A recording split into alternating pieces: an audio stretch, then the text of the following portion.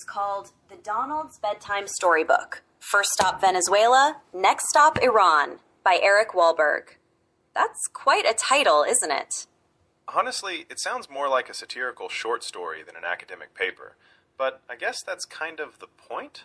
Wahlberg likes to mix analysis with a, let's call it, wry sense of humor. But at its core, he's tackling some really weighty questions about U.S. foreign policy, right? Yeah, absolutely. So the real question this paper pokes at is, why has the U.S., especially under recent administrations, been so intent on confrontation, first with Venezuela, then Iran, rather than meaningful negotiations?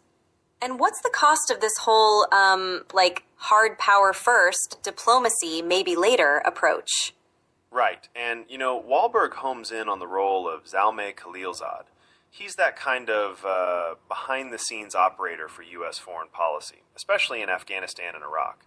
The paper suggests that some of the more recent attempts at regime change, in places like Venezuela, echo tactics we've seen before with Iraq and Iran. I think one of Wahlberg's key points is that this isn't just bungling or incompetence. He kind of implies there's a pattern. Like, he draws this line between the U.S. disbanding the Iraqi army, which basically pushed angry, unemployed men into the arms of groups like al-Qaeda in Iraq, and then refusing to engage with Iran when they offered to help stabilize things. Yeah, exactly. There's this moment he talks about where Iran literally offers to help, post 9/11 and again in Iraq, and the U.S. just says, no thanks, and for no logical reason. Wahlberg is sharp about how that isolation, that refusal to talk, really backfires. And it leads to, all this mess. Then there's the more recent stuff, Venezuela. Wahlberg suggests there's this playbook. You get someone like Guaido to claim the presidency, get allies like Canada to jump on board, make it look like a massive popular movement, and ratchet up the pressure. It's like a kind of hybrid coup via economic and diplomatic means. Yeah, and what's wild is, it's weirdly effective in some ways, but it also just hardens the resolve of the enemy. Wahlberg draws that parallel between economic war on Venezuela and Iran, sanctions and everything else, and sees it, I think, as really counterproductive. Actually, at some point he's like, it ain't gonna happen, meaning regime change in Iran just isn't going to work with this approach. There's a vivid metaphor in there. Schoolyard bullies don't usually kill, but they do like giving slaps. It's sort of Wahlberg's way of saying, yeah, there's a show of force, but it's not about fixing things. It's about making a point. And honestly, it's exhausting. There's also this kind of nostalgia running through the ending about the 40th anniversary of the Iranian Revolution.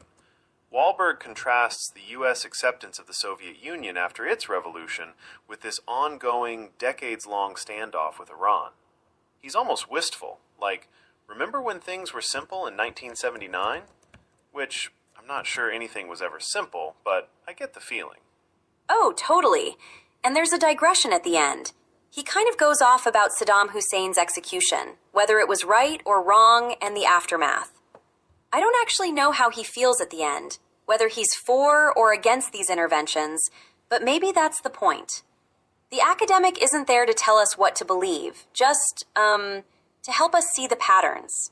Yeah, and I think what's useful for someone listening is, this paper isn't saying, here's the truth about U.S. foreign policy. It's more like, look, these are recurrent tactics. These are the unintended consequences. We're still living with the fallout. And maybe, just maybe, talking first wouldn't be the worst idea. Yeah, just a little more listening, a little less strong-arming. I don't know why that's such a hard lesson.